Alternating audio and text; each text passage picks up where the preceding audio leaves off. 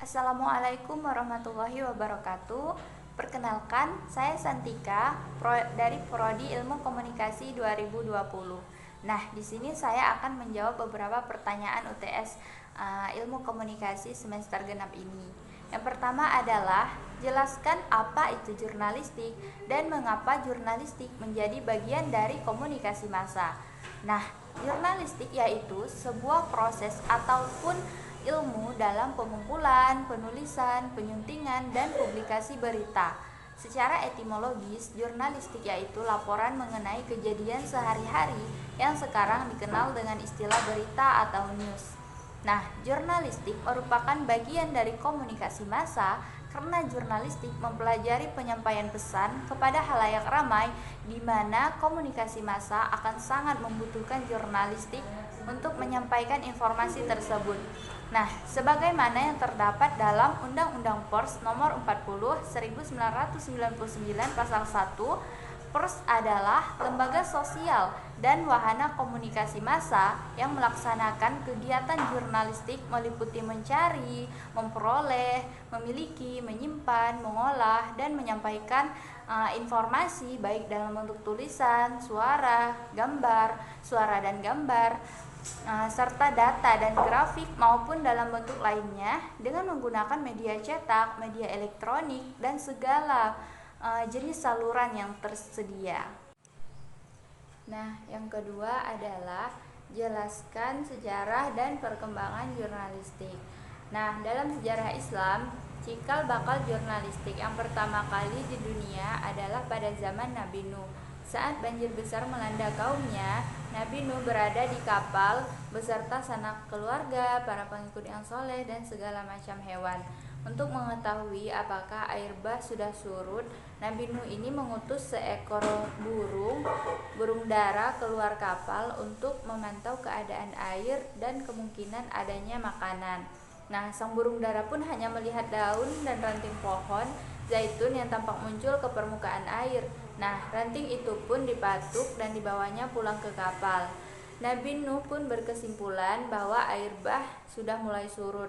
Nah, kabar ini disampaikan kepada seluruh penumpang kapal.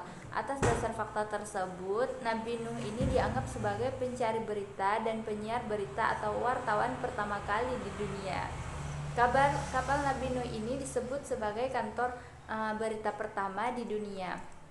Nah, untuk masa perkembangan jurnalistik sendiri, dimulai dari kegiatan penyebaran informasi melalui tulis-menulis makin meluas pada masa peradaban Mesir, di mana ketika masyarakatnya menemukan teknik pembuatan kertas dari serat tumbuhan yang bernama papirus. Nah, pada abad 8 Masehi, tepatnya tahun 911 Masehi, di Cina muncul surat kabar cetak pertama dengan nama King Pao atau Qing Pao, artinya itu kabar dari istana. Nah, tahun 1351 Masehi, Kaisar Guangzhou mengedarkan surat kabar itu secara teratur seminggu sekali. Nah, penyebaran informasi tertulis maju sangat pesat sejak mesin cetak ditemukan oleh Johann Gutenberg pada 1450. Nah, koran cetakan yang berbentuk seperti sekarang ini muncul pertama kalinya pada 1457 di Nuremberg, Jerman. Nah, salah satu peristiwa besar yang pertama kali diberitakan secara luas di surat kabar ini adalah pengumuman hasil ekspedisi Christopher Columbus ke benua Amerika pada 1493. Nah, pelopor surat kabar sebagai media berita pertama itu bernama Gazzetta yang lahir di Venesia, Italia tahun 1536 Masehi. Saat itu Republik Venesia itu sedang perang melawan Sultan Sulaiman. Nah, pada awalnya surat kabar ini ditulis tangan dan para pedagang penukar uang di Rialto menulisnya dan menjualnya dengan murah, tapi kemudian surat kabar ini dicetak. Nah, surat kabar cetak yang pertama kali terbit itu teratur setiap hari oleh Oxford Gazette di Inggris tahun 1665 Masehi. Nah, surat kabar ini kemudian berganti nama menjadi London Gazette. Nah, di Amerika Serikat, ilmu persurat kabaran mulai berkembang sejak tahun 1690 Masehi dengan istilah jurnalis. Saat itu terbit surat kabar dalam bentuk yang modern atau public occurrence both foreign and domestic di Boston yang dimotori oleh Benjamin Harris. Nah, selanjutnya adalah pada abad ke-17 di mana kaum bangsawan di Inggris ini umumnya memiliki penulis-penulis yang membuat berita untuk kepentingan sang bangsawan. Para penulis itu membutuhkan suplai berita. Organisasi pemasok berita atau sindikat wartawan atau penulis ini bermunculan bersama maraknya jumlah koran yang diterbitkan. Nah, pada saat yang sama, koran-koran eksperimental ini yang bukan berasal dari kaum bangsawan mulai pula diterbitkan pada abad ke-17 itu, terutama di Prancis. Pada abad ke-17 pula, John Milton memimpin perjuangan kebebasan, menyatakan pendapat di Inggris yang terkenal dengan Areopagitica, A Defense of Unlicensed Printing. Sejak saat itu, jurnalistik ini bukan saja menyiarkan berita atau to inform, tetapi juga mempengaruhi pemerintah dan masyarakat atau to influence. Nah, selanjutnya adalah di Universitas Basel, Swiss. Jurnalistik untuk pertama kali dikaji secara akademis oleh Kurt Baker pada tahun 1847 sampai 1930 dan Max Weber 1864 sampai 1920 dengan nama Zeitungskunde tahun 1884 Masehi. Nah, di Amerika ini mulai dibuka School of Journalism di Columbia University tahun 1912 Masehi atau 1913 Masehi dengan penggagasnya bernama Joseph Pulitzer 1847 sampai 1911. Nah, pada abad ke-18 jurnalisme ini lebih merupakan bisnis dan alat politik ketimbang sebuah profesi. Komentar-komentar tentang politik misalnya sudah bermunculan pada masa ini. Demikian pula dengan keterampilan desain atau perwajahan. Ini mulai berkembang dengan kian majunya teknik percetakan. Nah, pada abad ini juga perkembangan jurnalisme ini mulai diwarnai dengan perjuangan panjang kebebasan pers antara wartawan dan penguasa. Pers Amerika dan Eropa berhasil menyingkirkan batu-batu sandungan sensor pada akhir abad ke-18 dan memasuki era jurnalisme modern seperti yang kita kenal sekarang. Nah, perceraian antara jurnalisme dan politik itu terjadi pada sekitar tahun 1825-an, di mana wajah jurnalisme pun menjadi lebih jelas, independen dan berwibawa. Sejumlah jurnalis yang muncul pada abad itu bahkan lebih berpengaruh ketimbang tokoh-tokoh politik ataupun pemerintahan. Jadi jurnalisme ini sebagai bentuk profesi yang mandiri dan cabang bisnis baru. Nah, pada tahun 1920-an, surat kabar dan majalah mendapatkan pesaing baru dalam pemberitaan dengan maraknya radio berita. Namun demikian, media cetak tidak sampai kehilangan pembacanya karena berita yang disiarkan radio itu lebih singkat dan sekilas. Baru pada tahun 1950-an, perhatian masyarakat itu sedikit teralihkan dengan munculnya televisi.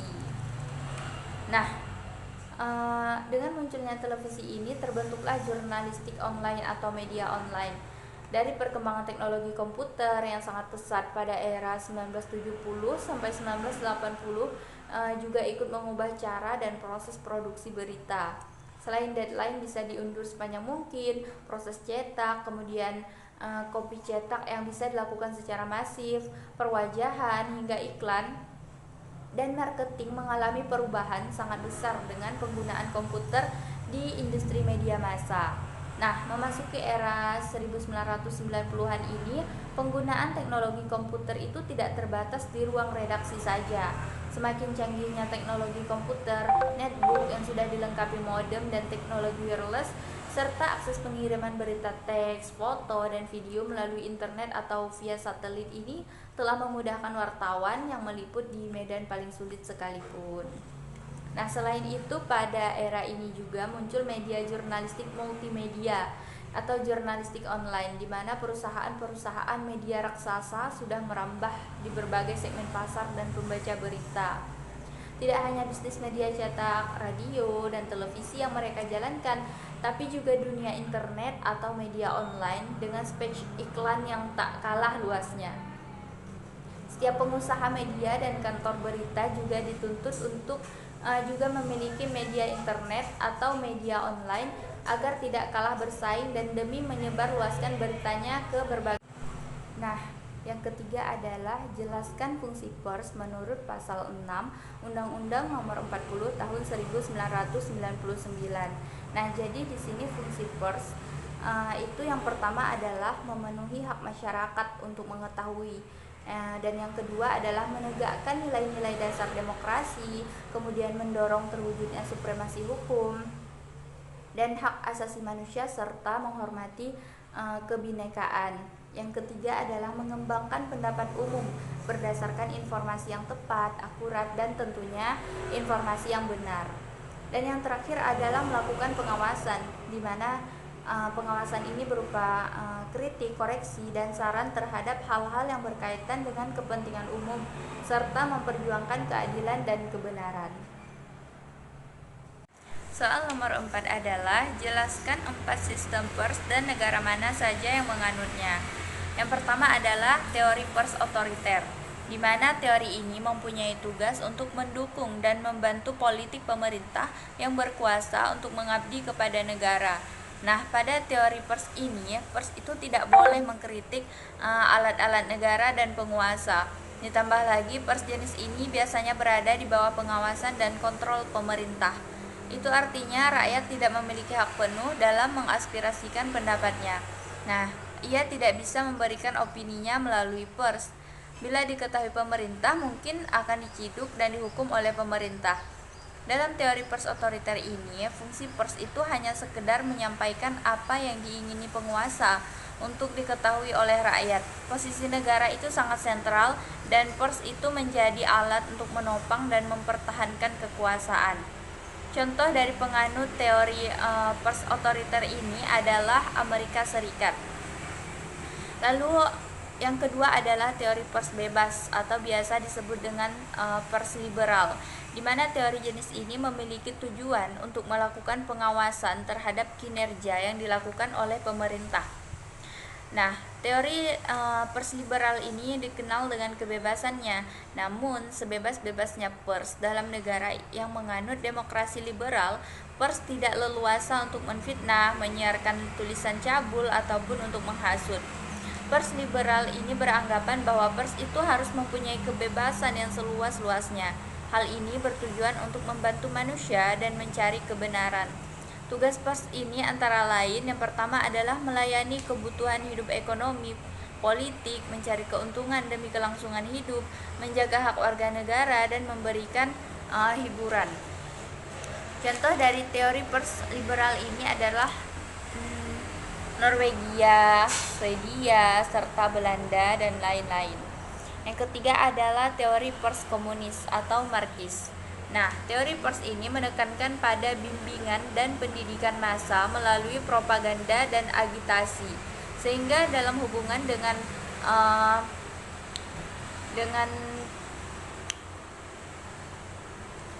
fungsi dan peran pers itu sebagai alat pemerintah.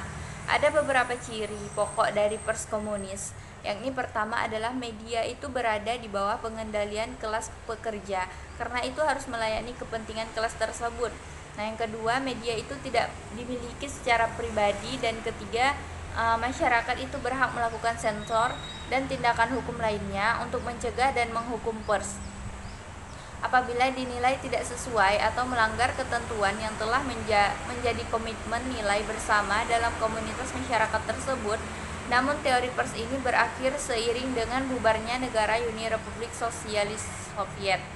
Nah, teori pers liberal ini komunis ini diterapkan oleh negara Uni Soviet dan negara Jerman bagian timur. Yang keempat adalah teori pers tanggung jawab sosial, di mana teori pers ini merupakan forum yang dijadikan sebagai tempat untuk memusyawarahkan berbagai masalah dalam rangka tanggung jawab terhadap masyarakat. Nah, teori ini muncul setelah adanya protes terhadap kebebasan yang mutlak dari teori liberal. Teori ini berasumsi bahwa media massa itu, khususnya televisi dan radio, merupakan frekuensi milik publik. Nah, jadi apabila media massa dijadikan kendaraan politik suatu partai ataupun orang, maka sudah melanggar aturan dan norma-norma yang berlaku di masyarakat. Nah, teori jenis tanggung jawab sosial ini diterapkan di Indonesia sendiri. Sekian beberapa jawaban yang dapat saya paparkan. Kurang lebihnya saya mohon maaf. Wassalamualaikum warahmatullahi wabarakatuh.